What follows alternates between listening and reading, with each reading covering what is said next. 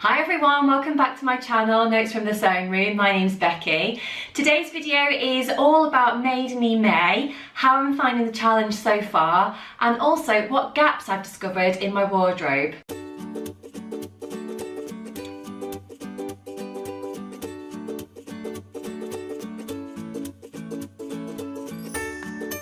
So I hope you're having a good week so far, and you've managed to squeeze in a little bit of crafting time.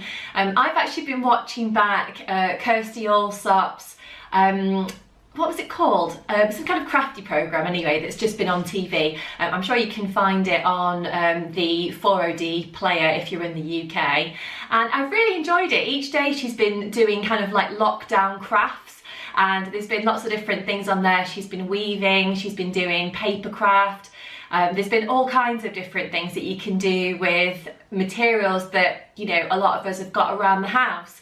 So I found that really exciting actually, and it's something that I've really looked forward to watching because I've been recording it basically. So I always enjoy programmes like that, and of course at the moment we've got the Great British Sewing Bee as well, so I'm really enjoying that as well. So I don't know if you've got your favourites of people that you're enjoying, or projects that you're enjoying seeing on Sewing Bee, or perhaps on the Kirsty Allsop programme. I'd love to hear if you leave me a comment below. One of my favourite projects that they did on the Kirsty programme was they made this kind of panelled cushion which had got a different craft in each different area in the cushion. There was 4 different sections, and it was just really fun, and I think it would have taken quite a long time to put together if you'd used the same techniques that she did, but it would be well worth it and really cool to look at as well. So I recommend you check that out. I think it was called Keep Crafting and Carry On or something like that. So, but like I said, I'm sure you can find it online if you wanted to. Anyway, I'm kind of going off the subject here of what today's video was supposed to be about, like I always do.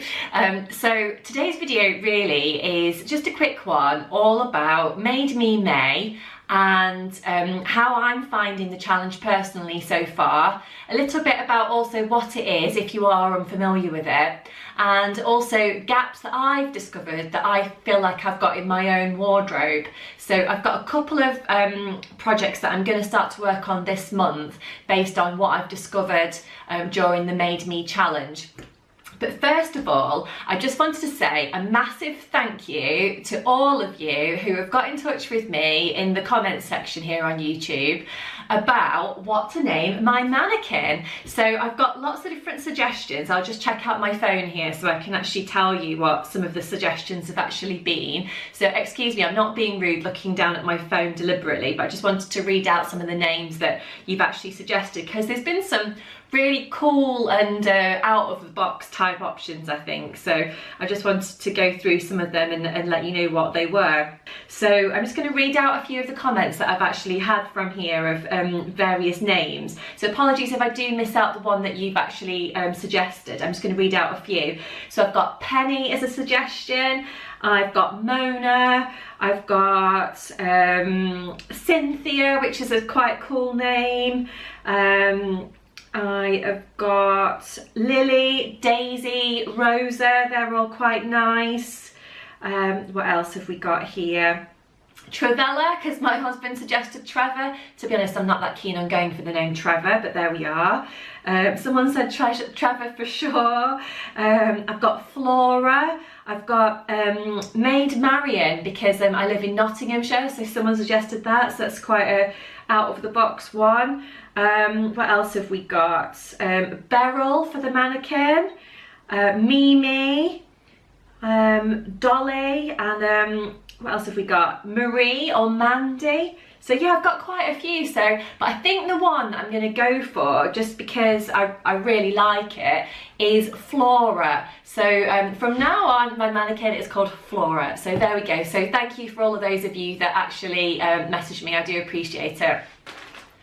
Made Me May is a challenge or a pledge that is actually organised by someone called Zoe from the Sozo blog, and I've taken part for a few years. I'm not sure how many times I've taken part, but quite a few. So basically it's up to individuals like myself to just come up with what you pledge to do during the month of May in terms of your handmade wardrobe. So for me, I actually decided that I was going to wear something handmade every day during May.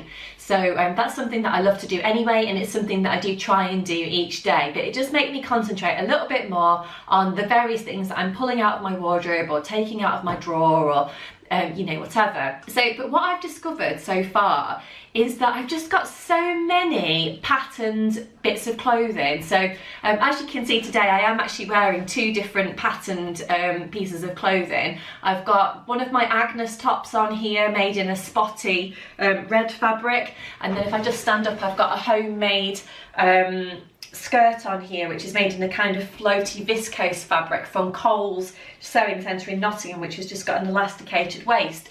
So they're both different printed fabrics, and I do love printed fabrics, but I feel like I could just do with more plain things to wear, so that it can actually just layer it up with anything, and I don't really have to worry too much. And I'm not too worried about pattern clashing, but sometimes, you know, things just don't necessarily go together. So I've been trying to have a think about what fabrics I've got and what I can actually use to make some practical projects that I can actually get quite a lot of wear out of. So I'm going to talk to you about those now. First of all, I've got this fabric here, which I've draped over my mannequin, just because I thought I might as well make use of Flora. So yeah, so this is a sweatshirting fabric that I was actually sent by Minerva to do a blog review on. So obviously the blog review will be in my own words,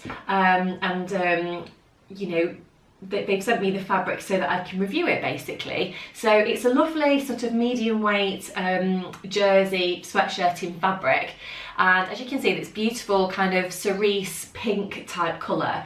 It's really nice, it's washed really well, so that's always a good sign. So what I've decided to do with that one is, I've been having a little look online and thinking about what I've already got in my pattern stash, so that I don't have to actually buy anything new in terms of patterns, because I do try and make the most of what I've actually got, if possible. One of the patterns that I made a while ago was the Tilly and the Buttons Nora top. So I'm not sure if you're familiar with that one or not, but it's a kind of loose boxy top that can be made as a t-shirt or as a jumper. So I made the jumper version. I made it quite a while ago, but I've not had loads of wear out of it, and I can't really decide if it's the fabric or if it's just a bit loose on me or what it is. So I feel like I want to get more use out of that pattern and maybe just change it up a little bit.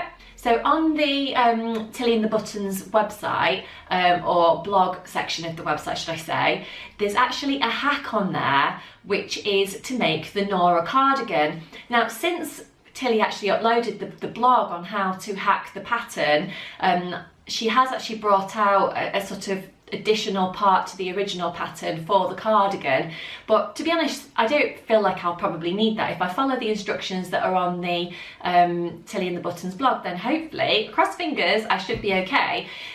So I'm going to use this pink sweatshirting fabric to make a cardigan. I think that I might end up taking a little bit of fabric out of the back section, just because I did find the jumper quite loose. So rather than downsizing, I think I can probably just take maybe a little wedge out of the back section of the bodice, and hopefully that should be okay. But there are a few pictures of people that have done the cardigan version on Instagram if you want to check those out.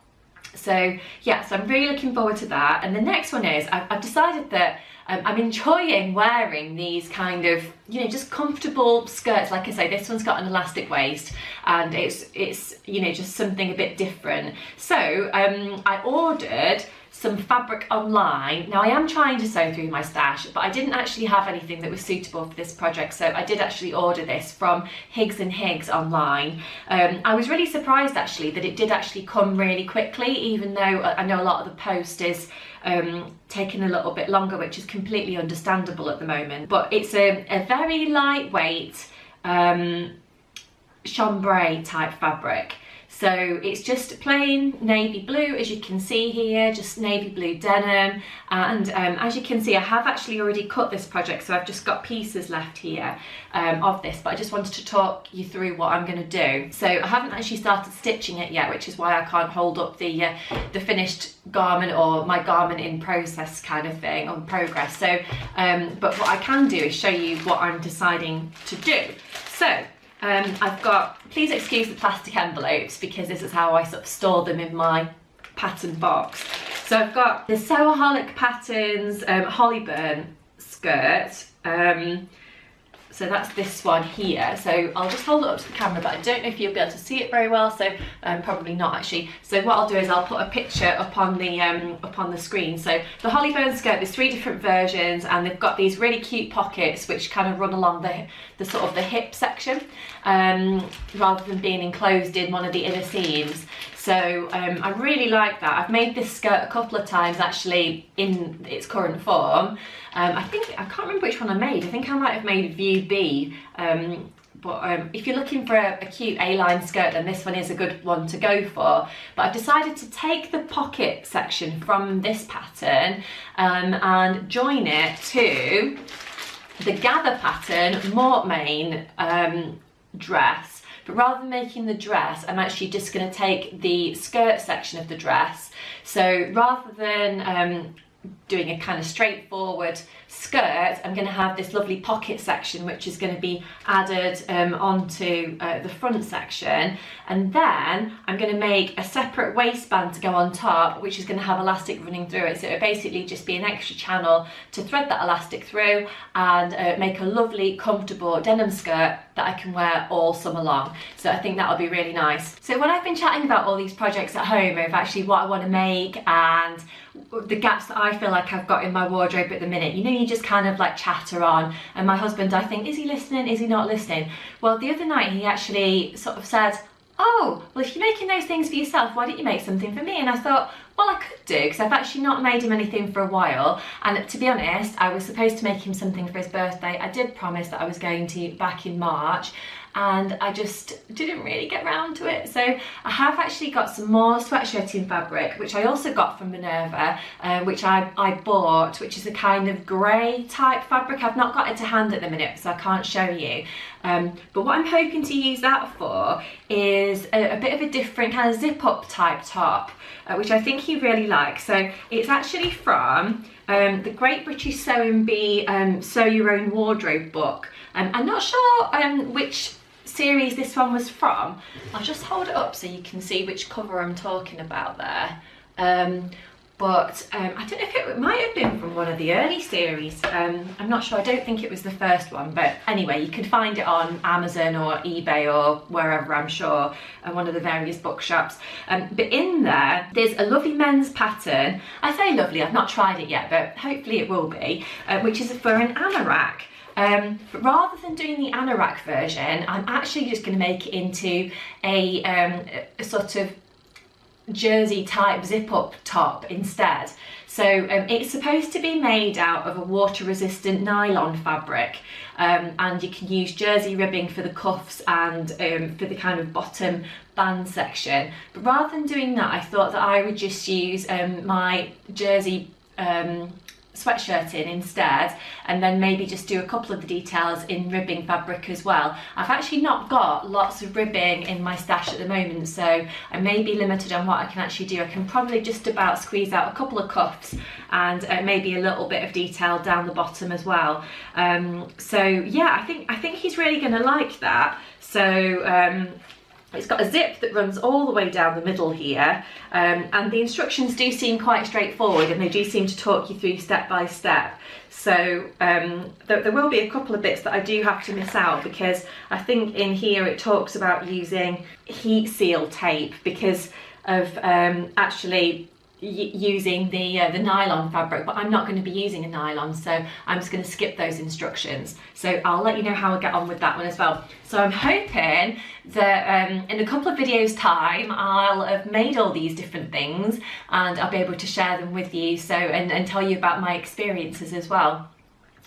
What I will do is, during the course of this video, I will put up a few pictures of things that I have been making, well, not making, but wearing during the course of May and the challenge of Made Me May. I have really been enjoying it, and one of the things that I love about it most, rather than actually just you know, focusing on my own wardrobe and you know what I love about the challenge, it's actually seeing what other people are wearing. And I love visiting Instagram. I probably spend far too much time on there, but I love to just see what you're all wearing, what you've been making recently. I just find it so inspirational, and sometimes patterns that I never would have thought potentially of making, or maybe I've never even seen before, I'll see it made up and I just think, wow, like that looks amazing. So I just think it's so brilliant that we can just all share kind of our creativeness online, and whether it be here on YouTube or on Instagram. So yeah, I hope you feel the same, but I'd love to find out what you're making at the moment, and you know, if you are taking part in Me Made May as well, and how you are finding it. But I think that's all of the things that I wanted to chat to you about today. So I hope you've enjoyed my video. Don't forget, if you do enjoy my content, please do subscribe to keep up to date with all of my latest content. And if you press the little bell icon, then it means you're notified when I do upload a video, so you never miss out on anything. But thanks so much for all those of you who have been subscribers for quite a while, and also those who have just subscribed recently. I really do appreciate it, and I love making these videos, so it's good for me to know that you are enjoying my content as well.